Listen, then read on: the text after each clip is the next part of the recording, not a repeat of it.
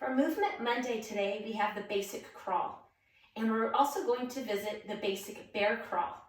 And then throughout the week, we'll have variation, adding some challenges to that very basic movement. Let's start with just the crawl. You're on your hands and knees, fingers are spread out.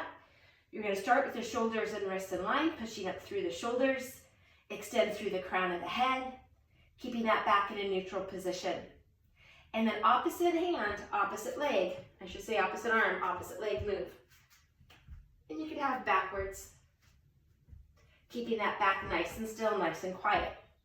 So that is option number one, very basic movement. Now the next one, before you move to the bear crawl, you are going to be on your tippy toes. You're going to be in a quadruped position, so hands and knees. Now barely lift those knees off the ground, push up through the shoulders. Can you hold it here without it being much of a struggle? If you're here and it's hard to keep this position, that is where you're going to start.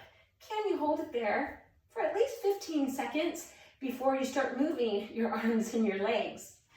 Once you're there and you're like, yeah, no problem, I can hold this position, you're going to add then again, opposite arm, opposite leg, keeping that torso nice and steady. Maybe you start off with a movement being really small and then make it bigger as you go. That's just the basics, a good place to always start.